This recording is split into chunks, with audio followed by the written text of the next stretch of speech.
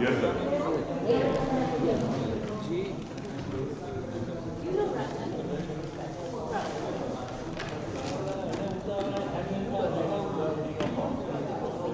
Sabby, you need this. I hope it works.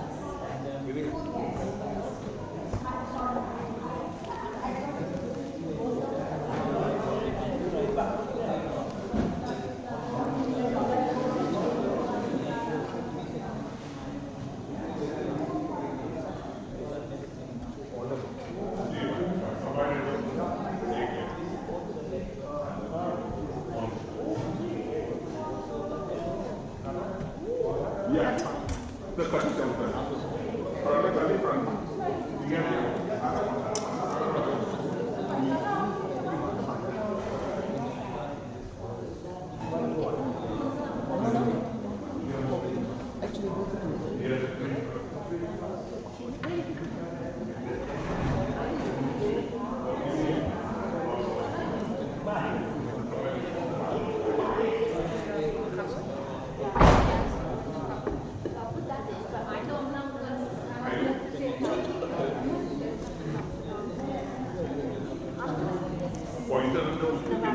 sir.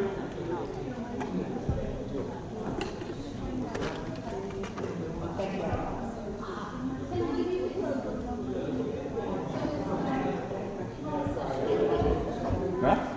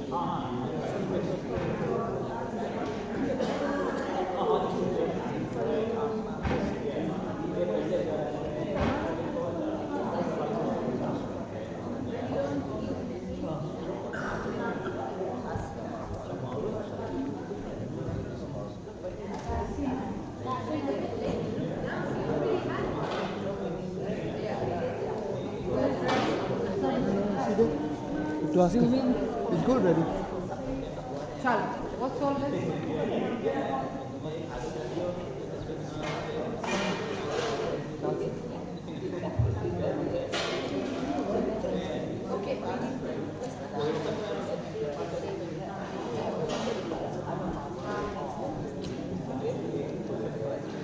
Okay, I just need to make one announcement before we start. If anyone has any rubbish on their tables, please can you just put them in the bin before you leave, okay? Thank you very much.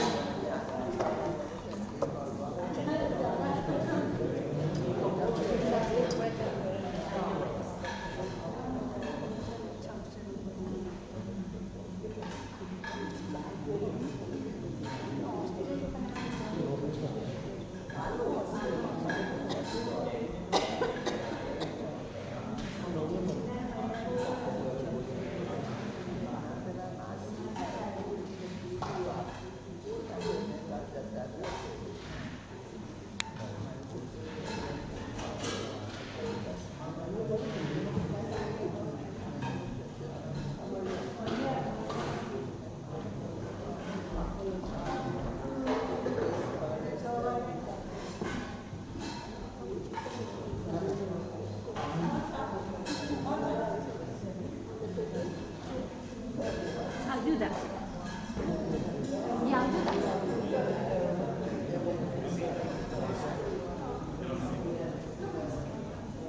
Tell me when you so there's no. Come on, we should start soon because. Okay, yes, sir. Okay, we're ready. Yes, sir. Okay, without further ado, we should make a start. the talk, and I'm sorry it's late, 2:30 nearly. Okay then, bye.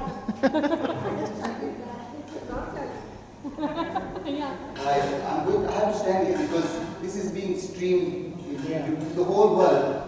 And actually, it's only good.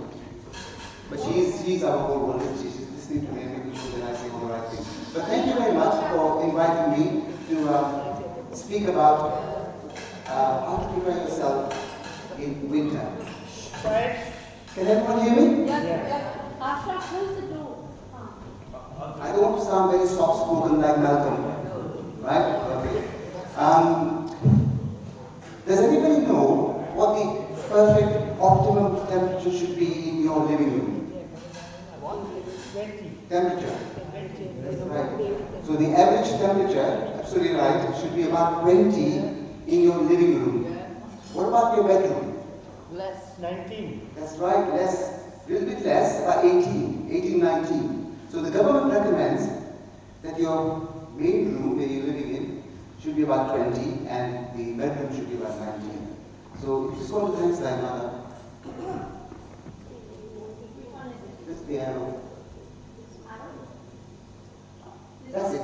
Yeah, and again. So I think it's going to be cut. I'll speak through it. So 21 is what you should have and 19 is what you have. So ideally, you should have a thermometer in your house because it's nice to know what the temperature is because you don't want to overheat yourself because it's expensive, but also at the same time you want to not have it too cool for reasons that I will explain in a minute. So in UK, on average, do you know how many days are less, on average is around 5 degrees centigrade. There's about 64 days in the UK in an average year that the temperature drops down to around 5 degrees. And about 23 days when the average temperature drops down to less than 2. And only 8 days when you get freezing temperatures. So we sort of think preparing for the winter is for the freezing temperature, but actually what I want to talk to you about is preparing for when the temperature drops less, much milder, between sort of 18 and 6 or 7. Now, the minute the temperature starts dropping below 16, now you remember I said bedroom should be 18, then things start happening to your body. The body starts reacting to try to preserve heat. And it does that by starting to block your arteries. Your arteries go into spasm. And a lot of people at low pressure, the blood pressure goes up. It's very subtle, you don't notice it, but the blood pressure starts going up. Now, some of you will remember that blood is 60% fat. Cholesterol is fat, it's in your blood. And you know what happens to liquids that contain fat when it goes cold. It becomes very thick and congealed. As a junior doctor, I didn't like taking bloods in patients in the winter because their blood was very like treacle. The needle, we had to use fatty white needles to pull the blood out. The blood becomes very sludgy. So the combination of thick, sticky blood and high blood pressure causes problems in the body. And that is why in winter you get problems related with clots. So you get clots in the legs, which we call DVTs. They break off sometimes because the veins are wider as you come towards the center of your body. If you get clots in the legs, when they break off, they drift upwards because the diameter of the veins get larger and larger when they reach to the heart.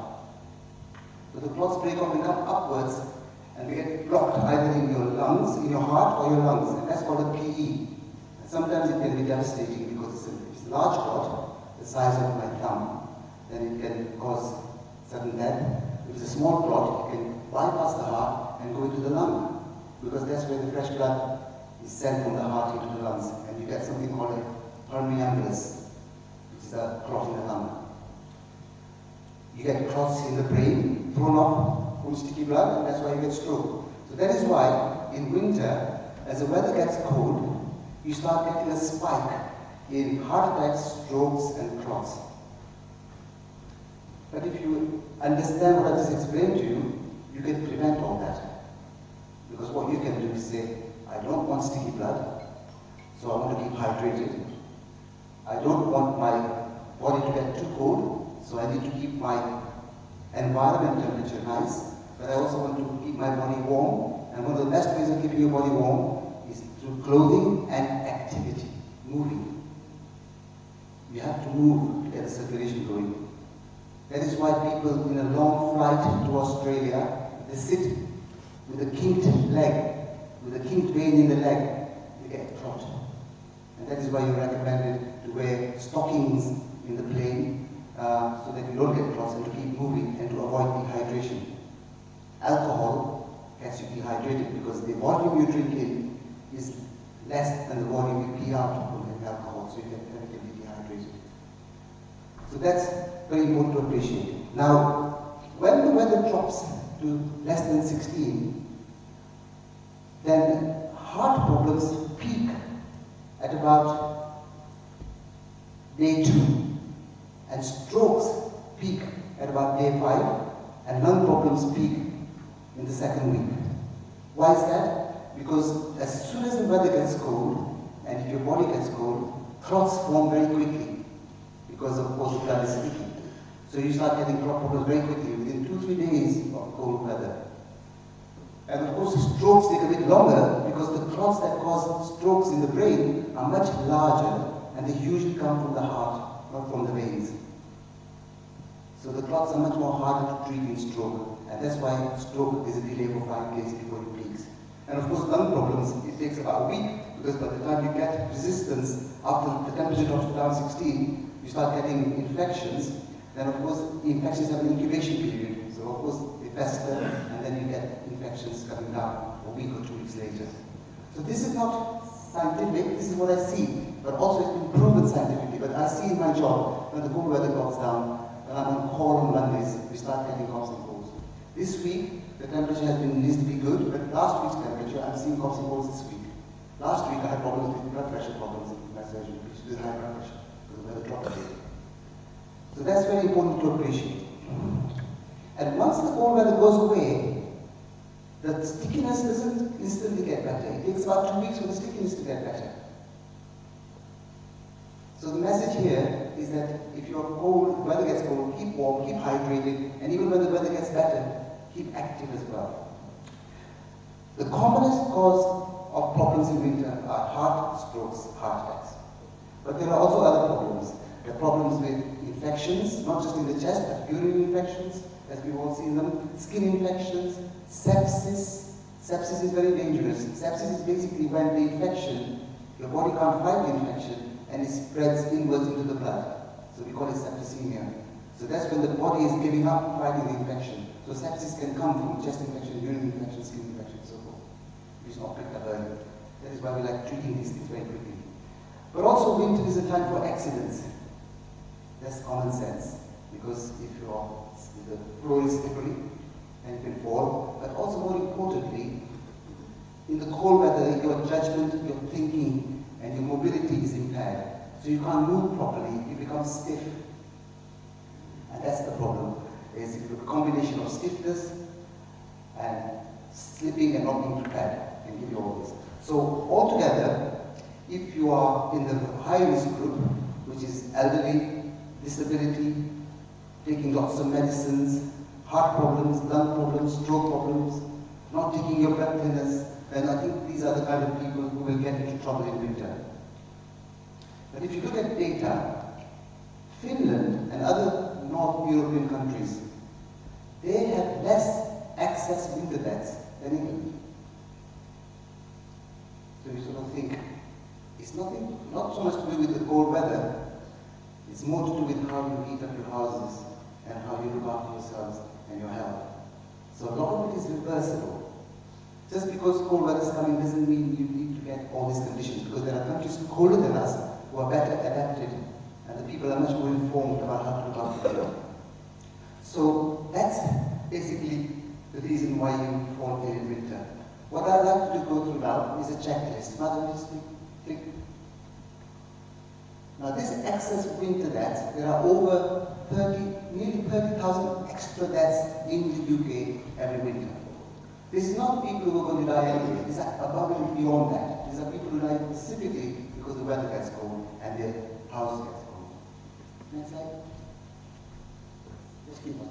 Next. And again. So when you say 30,000, are they old age pensioners or youngsters or what? Majority are elderly and vulnerable, some young, and some due to poverty and things like that, yeah, and alcoholism.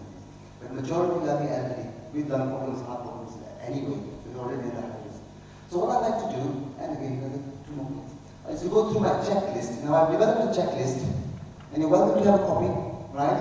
It's full of practical advice on what you can do. Some of it, or most of it, is probably common sense, but it's nice to actually look through it and prepare yourselves.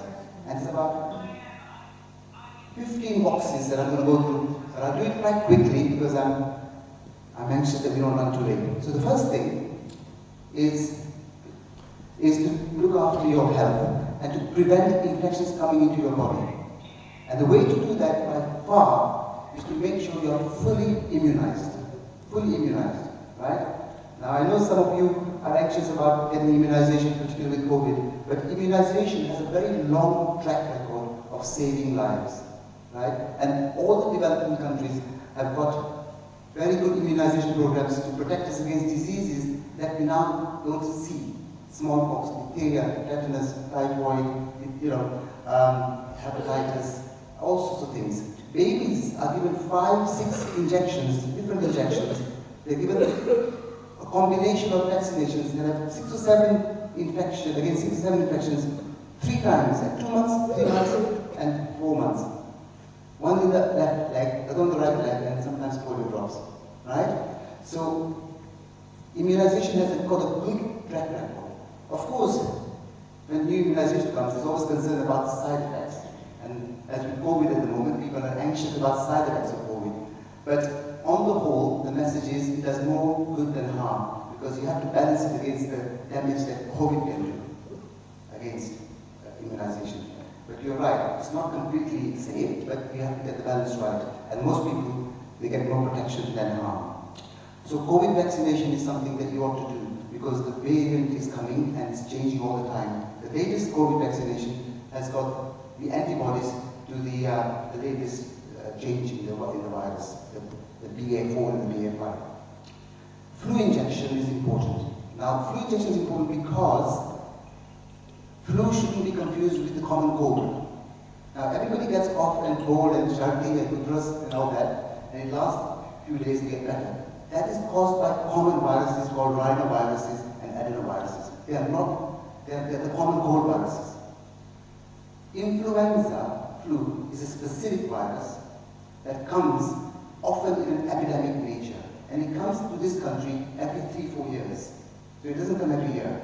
So the trouble is, it comes from the Far East, and it changes its antigen, it changes its structure so much that every year they have to create a new flu vaccine. And they try to anticipate what flu is coming by looking at the data coming from the Far East. And that is why the flu vaccine is changed every year, and that is why you have to have flu vaccination every year. So 2 out of 3 years or 4 years, you'll get away with having the jab and not getting the benefit, because the flu isn't here. But when it comes, it's terrible. It's one that gives you temperature for 40 degrees for about 4 or 5 days, joint pains, aches, sweats, dehydration, and you're in bed for 3 days. Now, if you are 21 and healthy, that's fine. You cope with it with paracetamol. But if you are 85 with kidney failure and heart problems, you get dehydration, you get immobility, you get clots, and you get complications from the poor reserves you might have. So the other message is that you don't die from your condition. You die because you have poor reserves that can't fight the condition. So a flu would give you a lot of dehydration if you don't careful, because you don't want to drink it. You sweat out everything. And your kidneys, if they're borderline, they go from borderline to bad. And of course, every organ in your body has a tipping point. If you can push it to some degree, but after that it tips. And that is why you often hear of people dying of multiple systems, because kidney failure then triggers heart failure, then triggers other things. And that's not easy to treat, of course, because the organs are failing. So flu vaccination is important. The other vaccination you should all ever have is pneumococcal vaccine, this is pneumonia vaccine. Now, pneumococcal vaccine is a specific one-off injection. which treats you against pneumococcus bacteria, which is the commonest cause of pneumonia and sepsis. It doesn't treat all pneumonias, because pneumonia is an umbrella word for bacterial infection in the lungs, but it treats specifically against the bacteria called pneumonia, so it reduces your risk of a bacteria that can cause that. And it's a one-off. So you have it, and then you don't have to have it again, unless you've got spleen problems, in which case you need it every 5 years. So check with your GP that you had your pneumococcal vaccine. That's given to you normally after the age of 65. The fourth one is shingles. And after the age of 70, you can catch shingles. Half the people over the age of 80 who get shingles, they suffer from the damage of shingles, called neuralgia. Now, I'll explain to you what shingles is. Shingles is your own chickenpox virus that you had when you were 6, 7 years old. It stayed alive in a nerve in the base of your spine. And when you get old, and when you're given immune suppression, or when your immunity goes down, it can suddenly activate and wake up. Don't ask me how it wakes up after 50, 60 years. And then it grows around the nerve, and it blisters up on the skin. So you often present with a rash on the face, on the tummy, or the chest. And it's always one-sided, because you've got 2 lots of pairs of nerves coming from your spine. So it always comes on one nerve. So shingles is always one-sided. So as doctors, whenever we see a rash that's crossing across, we know it's not shingles, because it's always one-sided. And it erupts in one nerve. It's blistering, it's very painful because it's on a nerve, and the blisters are full of chickenpox. So if you've got shingles, you can end up giving your grandchild chickenpox if they touch it. They won't get shingles, because if they get shingles, they get shingles when they're 80, right? So it's important to understand that the blister is full of chickenpox virus, and the standard advice, if you've got shingles, you should avoid being in touch with pregnant ladies or very young babies who haven't had a chance to have their chickenpox.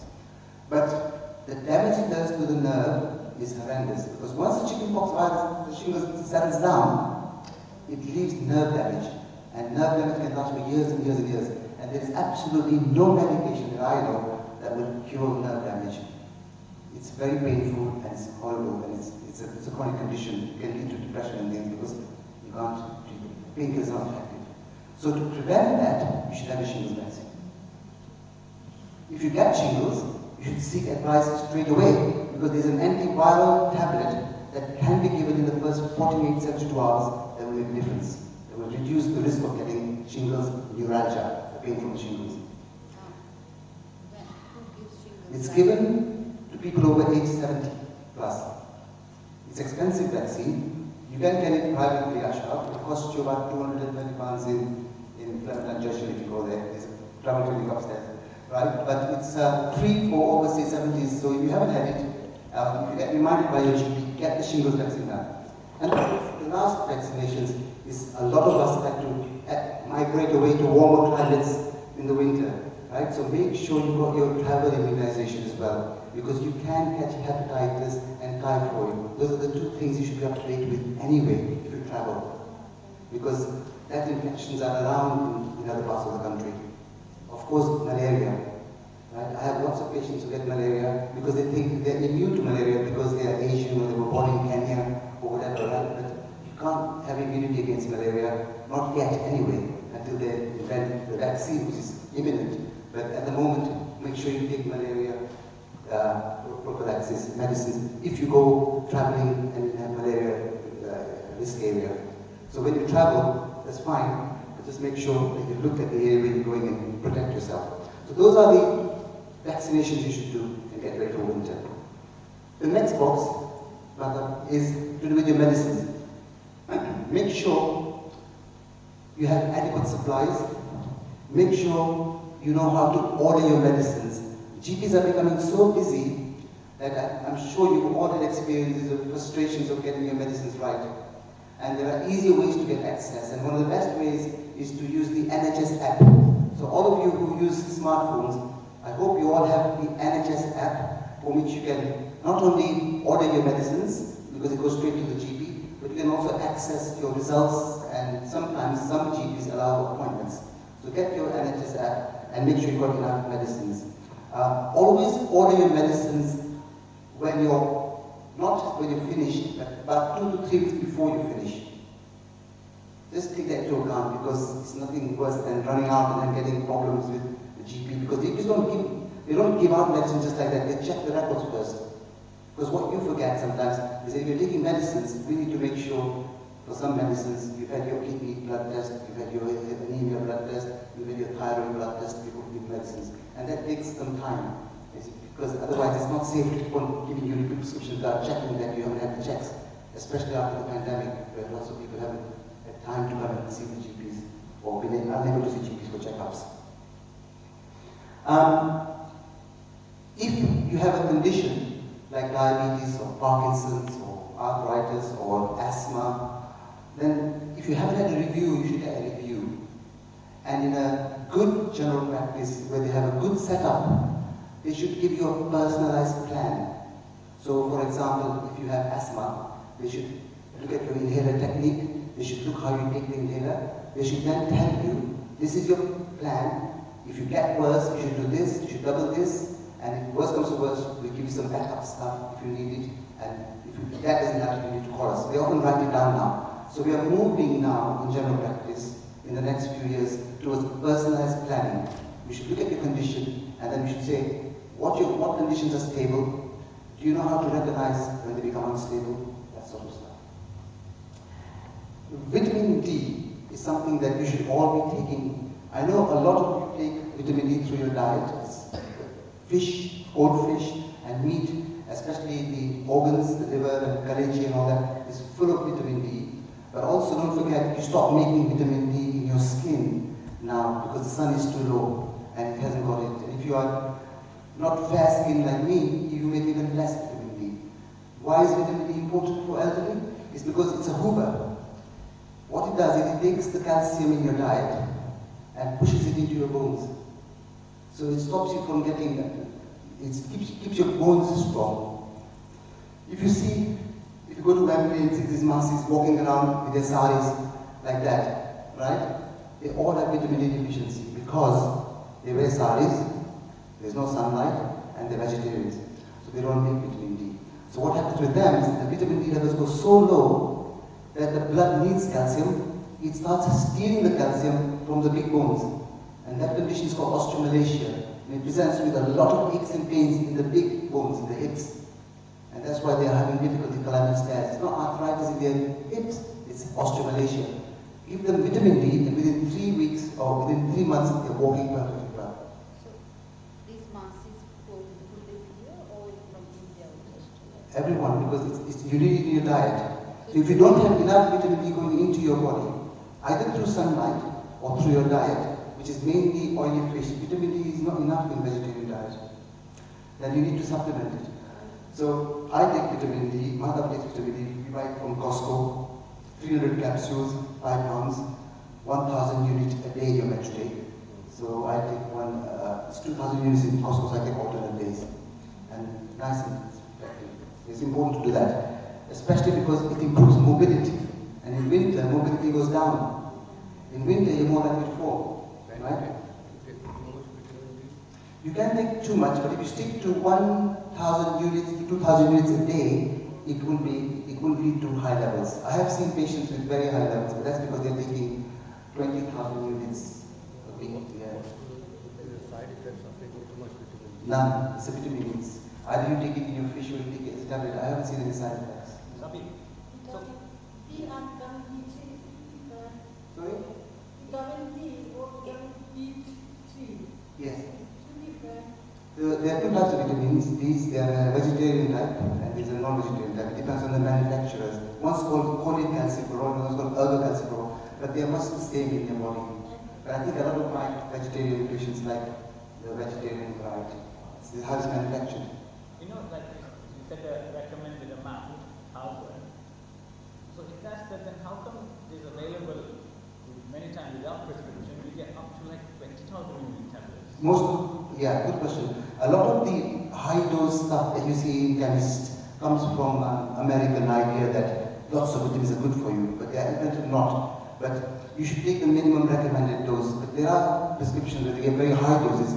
Thankfully, they are quite safe, and most of the time you pee them off. So when you see vitamin B4, taking 1 milligram a day or 1 milligram every 2 milligrams a day or 5 milligrams a day, most of it is useless. The body only needs that much.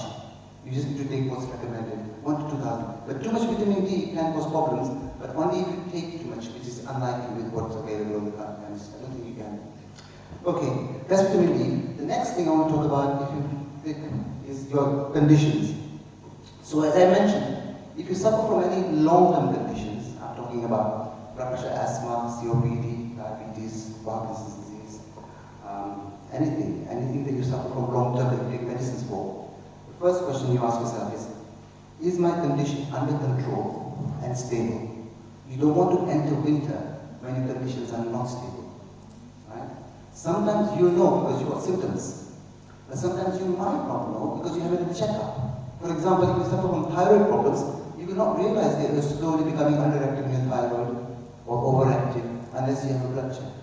If you've got kidney failure, you will not know. You will not know that your kidney is failing because there are no symptoms of kidney failure other than slowly getting dark in your skin and losing appetite. And by the time you feel really unwell, the kidneys are packed up. So it's important, if you haven't had a good checkup, blood test in the last 2 years because of the pandemic, and you suffer from a condition, get a blood test, and if you've got a condition, get it checked out.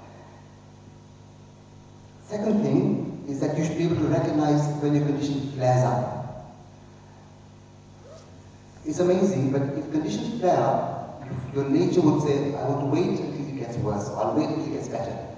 And the number of patients I see where they've left it a bit too late, right, is quite a lot. And you sort of wonder, why do patients leave things until late? And I understand that, because you don't want to bother, you can't see the doctor, you might get better, right? The trouble is, if you leave things too late, then you need heavier treatment to get you back to normal. Or sometimes you might even need admission to get you back to normal. So you can imagine, and the risks of course increase. So I think if you've got a condition that's flaring up, diabetes, asthma, blood pressure, get it controlled and get it sorted out quickly.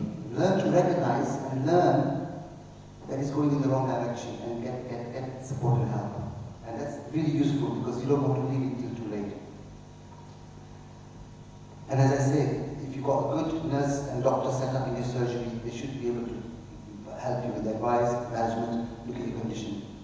Every time I see a patient, I say to myself, what's your problem? What have you come for? You could sort that out, otherwise they'll not be happy. And in my records, I look and say, how is the rest of it going? You know, is your angina all right? Are you taking your medicine right? Are you taking medicine? You know, that checkup day. So when patients come to see me, they give me homework with their problem, but I also give them homework with what I picked up, what they need doing.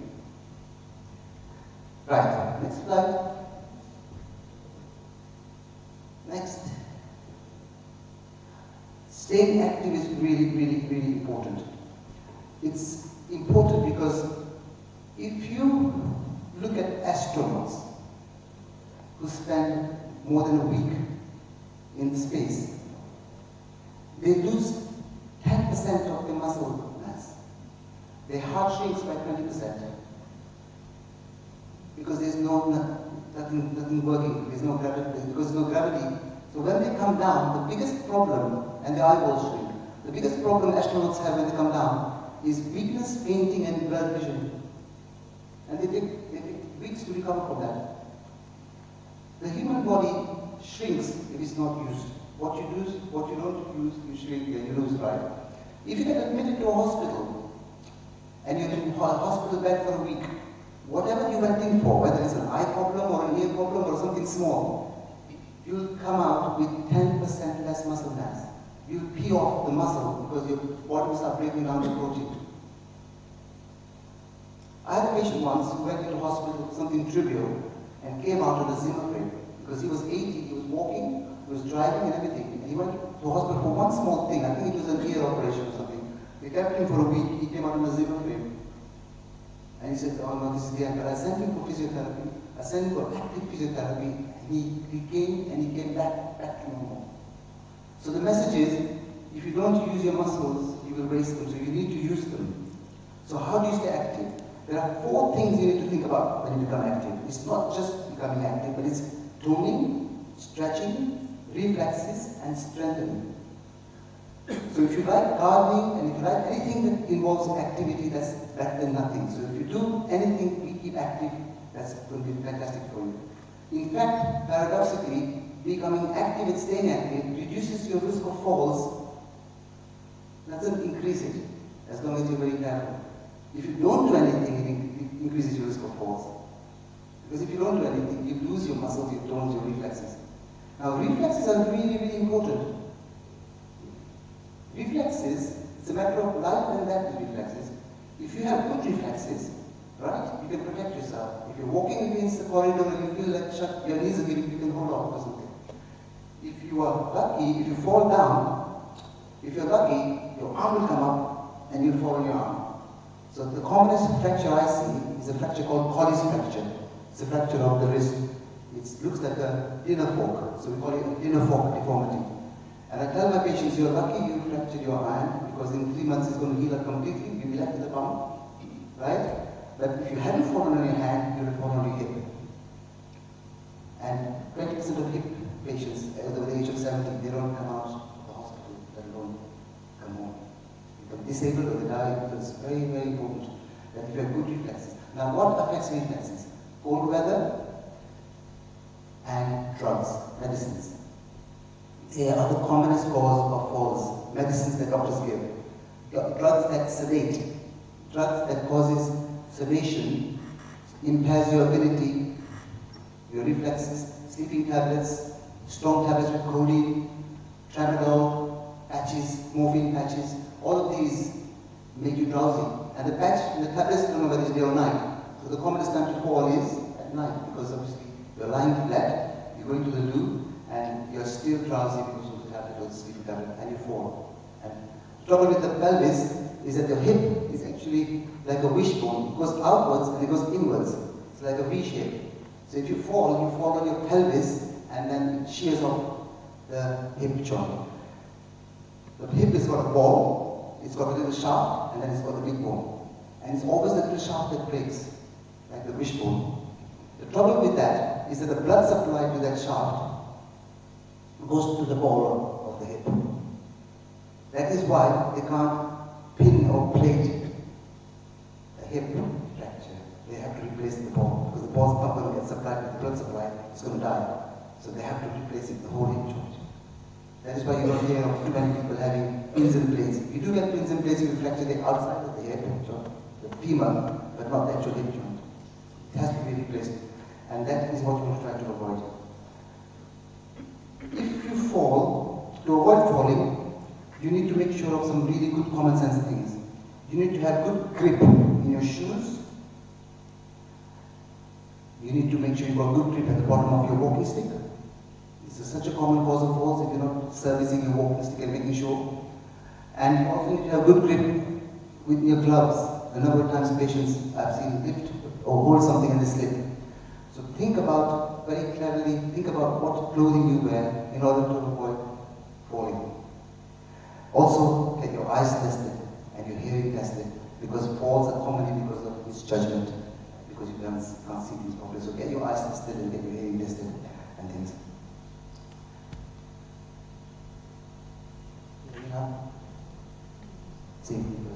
Right. Next. Has anyone got any questions? No? Right. The next thing I want to talk about is clothing. So I've talked about gloves and good grips in your footwear. I'd like to really talk about clothing. I know we like keeping warm. Now, a lot of the research is now saying, instead of wearing big clothes, big bulky clothes, right, the best way to contain heat is to wear layers of thin clothes, because that traps air better. That's what mountaineers wear and things. And that's important, because if you wear very bulky clothes, it affects the way you walk, and affects the way you are. Subtly, but it's important to appreciate that, right? So, easy, thin, multiple layers of loose clothes, easy to dry, and of course, covering your head, neck, feet, etc.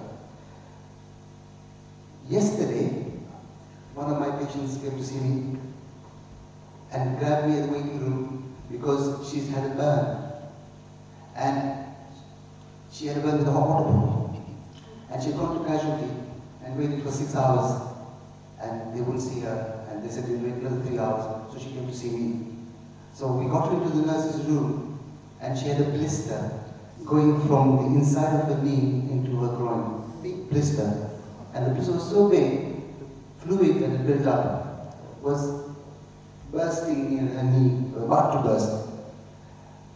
So I asked her what happened. She goes, well, I just got my water bottle and I was going to watch television, and I said, did you boil the water? She goes, yes, I boiled the water. I said, so I don't know what happened when it just burst. So a couple of things that you need to appreciate about hot water bottles. One is what I found out is they're not made out of complete 100% rubber anymore. They're made of a mixture of plastic and rubber. But the problem with that is that they deteriorate over the years. If you have a hot water bottle brand new, we are used to recycling, waiting and using until it goes. But the trouble is the plastic starts thinning. It happened to us.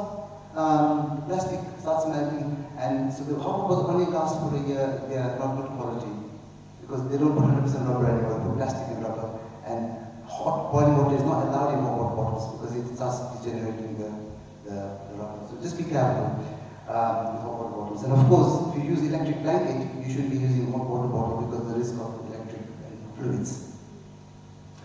The other thing with electric blankets is be careful if you have any leakage of any fluid. So if you are troubled with a bit of incontinence, or if you have to have catheters, then be careful with electric blankets. You shouldn't mix wetness with electricity. If you have open fires, be very, very careful. Two things. One is the risk of carbon monoxide poisoning. So open fires create a lot of carbon monoxide, and you need to have ventilated chimneys, etc., because of poisoning. And there are cases, 40 cases of death every year because people use open fires without that. And I think it's going to rise this year because people are thinking that's the cheap way to heat the house up. Which is fine, but make sure you put all ventilated things. The other thing is, if you have dressings, and there are cases like this every year, if you put cream on your leg and you put dressings, these are highly flammable because they are paraffin. All moisturizing creams are made out of oil, paraffin, right? So they are highly flammable. And I'm sure the chemists now will give you big bottles saying, keep away from fire, keep from fire. Any moisturizing creams, so keep those away from fire because they are literally like candle, they burn. We haven't, but there are cases where patients have had burns in the legs. Because if they wrap their legs and they go near the fire, a spark will just set the whole thing on flames. So be careful if you have open fires. Those of you who suffer from a bit of incontinence, don't forget the NHS has a service for incontinence that many people don't know about. And they have a specialist nurse who will be happy to come to your home, assess you, and provide you with incontinence materials. They can provide you with the nappies as well as the sheets that you put under the bed and things. And it's an important resource that's underutilized, so use that. Next slide. So we've gone through 5 boxes, we've got another 5 boxes left. Have you got any questions? Before I move on to the first aid kit. Okay. First aid kit and medicine cabinet. Things to keep in your first aid kit includes plasters and dressings and antiseptic cream and bandages and ice pack. Where should you keep your first aid kit? Which bit of the house should you keep it in your kitchen? Because it's the commonest place for accidents. Commonest place for accidents, keep it in the kitchen and you know where it is. Why do I mention cling film? Because cling film is deep treatment for burns. If you get a big burn, not a small burn, big burn, of course put it under the tap for 10 minutes because it stops tissue being damaged, cold water. But after that, don't apply any creams, just put cling film around it and then go and get help from your GP or your A&E or whatever. Probably the A&E, not the GP because they won't have, unless the GP's got a nurse service and it's a small burn. But cling film preserves everything and stops it from getting infected. If you've got a large blister, don't pop it. Go and get advice. The advice is that if it's a small blister, it can be popped. But if it's a large blister, it needs to be de-roofed when you clean the whole thing out because the blister debris itself will cause infection of the skin and stop healing properly.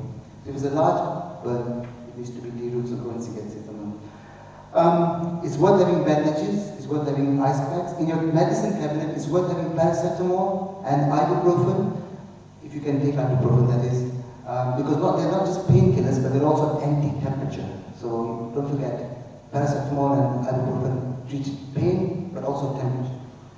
Antihistamines for allergic reactions and insect bites, diarrhea medicines for food poisoning. They're pretty harmless to take and they make a big difference. Mild laxatives and antacids are useful to have in your cabinet. They're quite cheap to get, like Gaviscon, and laxatives like Senna or Lactulose. You can keep some. They're useful to have because you get constipation quite quickly in winter.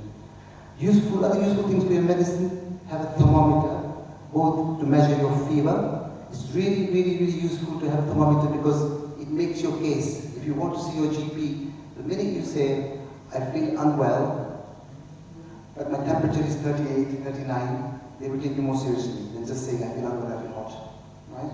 So it's worth having a thermometer. They're very cheap now, and you can get easy cheap ones from the shops. Some patients like having an oximeter, and with COVID we really like that because the number of the oximeter helps us. It tells us two things: the level of oxygen and the pulse. And that's very useful for us. And don't forget, if you've got a smartphone, a lot of the GPs now rely on photographs and video consultations, so we can instantly see what it is. So I've used that a lot. I say, let's have a quick look at this swelling. Let's put it on video consult and see. It's very useful. Then I can say, oh, I think that's important. Come in quickly. I'll squeeze you in and we'll check it out. That's okay. So that's useful to have. Next slide. And again.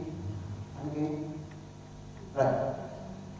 In winter can be quite isolating, so it's really important to update your contact list. Sit down and say, who do I need to contact and how do I need to contact them, and update them. Mata when I went to visit my mom the other day, and she didn't realize that she had 3 buttons that were memory buttons on the phone, right? So we programmed them. So first one to press for my sister, second one to press for my brother, third one to press for me. So she likes that now. She just presses it and she gets through. She did accidentally the other day, did she? Yeah. So it's just simple things like that. If your phone call has got memory buttons, right? Get someone to punch them in for you, so when you can contact them, you just need to do that every time. Because in an emergency, it's so easy to just press one button.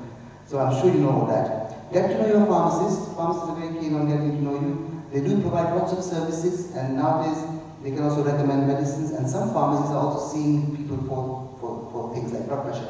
So there's now a service started across the country where pharmacists take blood pressure and they get to us and tell us blood pressure is good or bad. It's bad, send them to us. Eating wise, make sure you have a good balanced diet. Make sure you have lots of fiber. Fiber is really good for constipation. It's good for people who suffer from diverticulosis. It's good for people with hernias, right? Because fiber bulks up the stools and it makes the stools easy to pass. The body doesn't like it when it's really hard stools. Then you have to strain. Straining causes lots of problems. It causes piles, hernias, and also a lot of discomfort.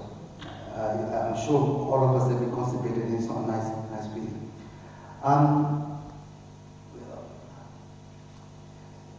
Learn how to order food online. Now I know it's expensive, but it's not bad practicing this, learning how to do it, because you might need to do it and it's quite a good service, as you know. It's opened up wonders for people to just get food if they want online. Just practice ordering online once or twice. Once you're confident, if something happens in winter, you've got something happening, then you don't want that.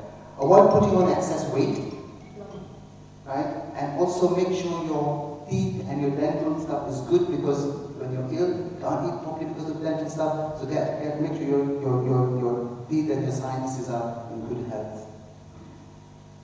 Avoid superfoods. Superfoods are not, there's no evidence that superfoods are any better than any other foods. If you eat five fruits and vegetables and a good balanced diet, that'd be good.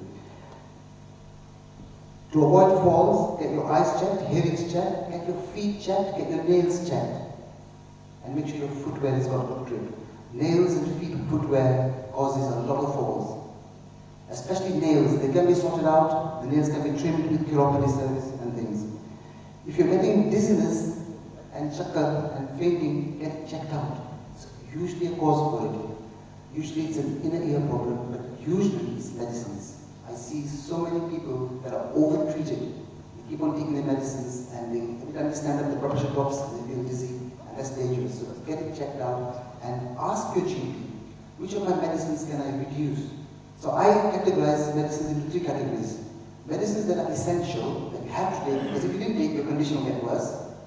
Medicines that are preventative, medicines that you take so that you don't get a problem in the future, like drugs, like bone strengthening drugs, like cholesterol tablets. You take them not because they make you feel good, you just take them because hopefully you don't get some problem in the future. And then lastly, the last category, medicines that treat only the symptoms. These are medicines that are double-edged swords. They can either make your life really good because they improve symptoms, or they give you side effects. And often, most patients think they have to take them all the time. In fact, I would rather take them off and see whether they can treat your symptoms any other way. So these are sedatives, painkillers, sleeping tablets, cramp tablets, they treat the symptom, not the cause. Headache tablets, whatever. Blood pressure is for prevention. So if you don't take blood pressure tablets, your blood pressure will go up. So you're right. In the old days, people used to give tablets just like that for blood pressure, but now all the doctors now wait for the blood pressure to rise to an average of more than a certain level. 150, 100 if you're young, 145, 95 if you're slightly middle age, or 140, 80 if you're diabetic. That's the threshold of average blood pressure. There's a lot of confusion about blood pressure because if I took everybody's blood pressure, minute by minute, it will go up and down. Right? But that's because that's how the body works. You need blood pressure to push blood to your brain, or you need blood pressure to get excited. Right? It's the average blood pressure we don't know about. So it's like the central heating system. If your average blood pressure is very high, or medium to high, it translates into higher strokes and higher heart attack. Not straight away, but over the next few months and years. So it's important to keep your blood pressure at a low level. And it's also good to ask your GP, what is your blood pressure threshold? What level should it not be? And your GP should tell you, say, for you, because of this and this and this, it should be, you would like it with more than 1.5, 85. Average. Average means you take it lots of times, and there are ways of taking it with minimizing errors, and then you average it out and you say, okay, average is fine. The whole system is under pressure. That's why we treat blood pressure, because it's a system under pressure all the time. Of course, if it comes back crazy high, like 200 over 110, we have to treat it on the day because that's too high. But on the whole, it's that way. Avoid dehydration. As I mentioned earlier, if blood is sticky and you get dehydrated, it becomes more sticky. And your kidneys don't like it. So you should drink enough so that your pee is nice and light yellow, like the walls of this room. Not dark. If it's dark, it means it's concentrated. It means you're not having enough fluids. And you should drink a mixture. You should drink a mixture of fluid as well as a bit of juice and a little bit of that sort of thing. Not just water all the time, because it also makes sure that you get enough electrolytes. The rest of the 5 boxes, I'm not going to talk a lot about because this is really Matab's territory, but it's all about be prepared for home emergencies. So there is talk about blackouts. As you know, if the gas supplies go down, there is talk in the government about possible blackouts for 3-4 hours from January, February, from 2 to 5 or something like that they're talking about. So the biggest message here is don't rely on candles. Don't use candles. There's enough cheap LED torches and lights that you can get that are cheap and safe and effective. And also stock up on batteries, because in winter, batteries decay more than in summer. Chemicals decay. So make sure you've got enough batteries at home and use LED light. Don't rely on candles for obvious reasons, because the risk of fire is too high. And there's lots of cheap lights you can get from pawn shop and things nowadays. I mean, LEDs become very cheap now, as you know, the LED lights have become very cheap. So please do that. Have some rock salt. If you have icy paths, you can buy some rock salt or whatever you use to do it, because that's the second commonest place to fall is outside your house. Commonest place to fall outside your house is in the front of the porch. Right? Master your heat controls, and the rest of the 4 slides, I won't talk through it because it's basically about being financially prepared, knowing how your utility services work, and that's a bit of a nightmare at the moment. Beware of scams. Lots and lots of people are going to be scammed this winter because crime is going up because people are poor and people are thinking of smart ways to take money from people who have money. Insulation, some tips, permanent curtains, drawing them in the evening because the temperature drops in the evening, so if you close your curtains a bit early, it preserves the heat in the house. security, wiping your cameras so that you can see things properly, keeping thermometers inside and outside of the house, dark-proofing your house. These are all practical things you can do to keep your house cheaply heated as much as possible. And lastly, some myths. So I'll finish now with my last bit. Is that first of all, did you know that alcohol does not keep you warm? Despite the advert of the dog with a barrel of whiskey up there and snow, alcohol makes you more cold because it dilates arteries and it actually makes you feel warm, but that's because you get the dilation of the arteries and you lose more heat. So alcohol is not the thing that keeps you warm. Sleeping in a cold bedroom is actually unhealthy. As I mentioned, and you understand now why, because what happens if the temperature goes down, your blood becomes sticky, and if you go in a bedroom and you're lying down still for 10 hours, the blood is going to get a chance to clot. So it's actually unhealthy to be sleeping in a very cold bedroom. Don't use your gas cooker for the same reason as open fires. There's a risk of carbon monoxide poisoning, and it's very expensive to heat your house using an oven or something. Right? Other than that, remember COVID. COVID is back on the rise. Because we didn't jab, thankfully, it's mild for most people. But please remember my last message, it's not the COVID that kills, it's the lack of reserves. So if your body then gets COVID and you then get temperature and you get dehydration and you get the complications and the chest infections, then it pushes your systems, your lung function, your liver function, your kidney function to extremes, and it's not helpful for you. So I hope I haven't frightened you. I hope I explained some of the concepts behind low temperature, and I hope you take this and stick it at the back of your toilet door and tick all the boxes. That will make my day. Thank you. Thank you very much.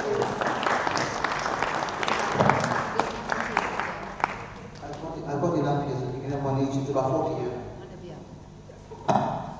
Any questions from anyone? Yeah. One question there. Talking of medicines, how bad is statin medicine? The statin. Statins are not bad. I take In statins. certain tablets, they have the statin. Right. So, the first question is, why are you on statins?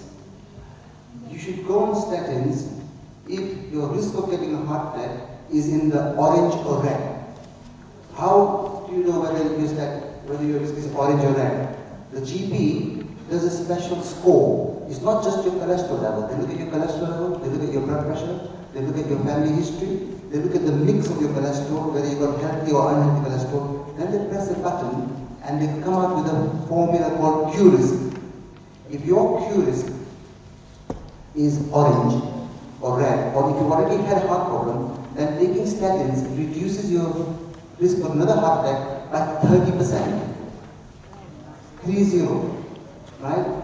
That is why you don't get people with having multiple heart attacks anymore. Remember, 20, 30 years ago, it used to be common. This uncle had 4 heart attacks, this person had 3 heart attacks. You get 1 heart attack, you go on statins and some more tablets, and it reduces future risks. Side effects of statins are very, very few. Very few. And in fact, I would go as far as to say the side effects are completely mitigated if you tease it into your body slowly at the beginning. So if you take a statin, you start with half a tablet for a week and then a whole tablet afterwards, then your body learns to digest it and you don't get any side effects. So I'm a believer in statins for the right people, not everybody. Thank you. You know, when you're lying down in bed, and then when you have to get up, sometimes people feel very, very dizzy, okay? Why is that so, and what should you do so that you do not fall down and don't get? Very good question. Very, very good question. If you didn't hear, the question was, why is it that when you're lying in bed and you sit up, you feel very dizzy suddenly? The main reason for that is tablets given by your doctors. Tablets given by your doctors. So we have a condition we call postural hypotension. Postural meaning posture, hypo meaning low, not hypotension. And that is a very common condition. And you can understand why you get it. If you're lying flat, you're in a warm bed. All your veins are open because you're warm and comfortable. The minute you stand up, all the blood will pool in the veins in your leg and you'll get chakra. If you're taking blood pressure tablets, it makes it worse. And there are some tablets that deliberately work like opening up blood vessels. Because if you think about some of the blood pressure tablets, they work by reducing blood pressure, by opening up blood vessels to reduce the resistance. So, when I get patients like that, the first thing I say to them is, check what they're taking. If they're taking the tablets, I change them a bit and give them less of the blood opening ones and more of the other types. And then I tell them, when you get up, make sure, first of all, you're well hydrated throughout the whole 24 hours. Don't drink too much pani at night because you have to go out to pee. And then when you get up, sit up, shake your legs, right? Stand up and then take a few steps and see how you feel. If you feel chakra, sit down again. Always have a chair either in the hallway or near the bathroom. Because the number of falls people have in the toilet is incredibly high. Common in women who have this varicose veins and large veins, also common in men who have prostate problems and get up at night. Because they stand and pee, they strain, they feel faint and they fall. So a lot of falls happen in the bathroom at night because of this problem. And sometimes if we can't find a reason, I tell them to wear stockings. Because stockings stops the pressure blood from pulling down. Blood pressure tablets should be taken in the morning or in the night, and aspirin also. Yes. When is the best time to take it? The best time to take your tablet is whenever you remember, the time that you remember to take it every day. So a lot of people think nighttime is good because there's some research showing that nighttime might help. But two caveats. One is not everybody remembers taking nighttime tablets because it's not part of your ritual. Morning breakfast and tablets is a nice ritual. Nighttime is not that much of a ritual. Secondly, if you're taking more than 3 blood pressure tablets, you have to be careful because blood pressure drops at night when you're lying horizontal. So the trouble then is you wake up at night, you're more likely to fall because your blood pressure tablets are peaking and your blood pressure is dropped. And aspirin? Aspirin, you can take it once a day. It keeps the platelets thin, whatever time you take it. But there's no harm taking it at night as long as you swallow it properly. It doesn't end up sticking in your gullet. Because if it stays in your gullet and dissolves, it can cause ulcers. What does cold bedroom temperature? What is cold bedroom temperature? Less than 18. We started off with less than 18 we don't want. Yeah. Less than 18. We don't want less than 18 in the bedroom. Yeah. I got 2 types of tablets.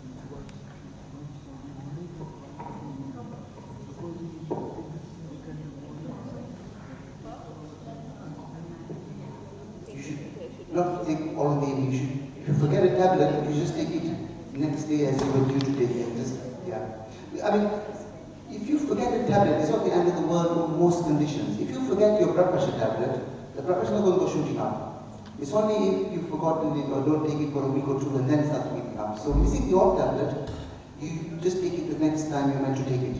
Because if you take it at night, right, and then you take another one in the morning, then you might get a double effect, and then you might feel a bit chukka in the mid-morning because the tablet from the night is working. So I think most tablets, if you forget, take it the next time you remember, the next time you're due to take it. Otherwise it complicates it. Yeah. Okay. Thank you very much for listening to me. Thank you.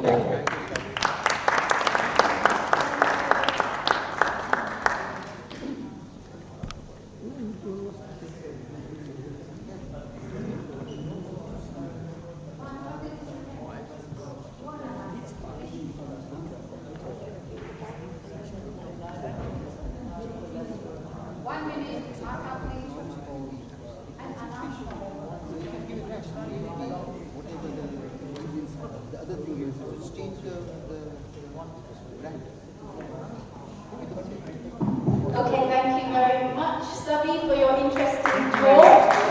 And does anyone have any more questions? No, that's it, finished. So please have some tea and cake. Our next Z Club is on the 30th of November, as we suggested earlier.